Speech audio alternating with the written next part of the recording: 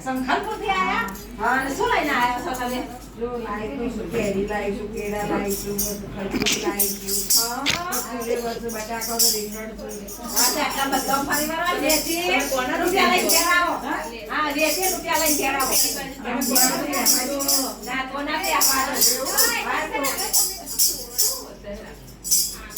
એક બહુ તારા માની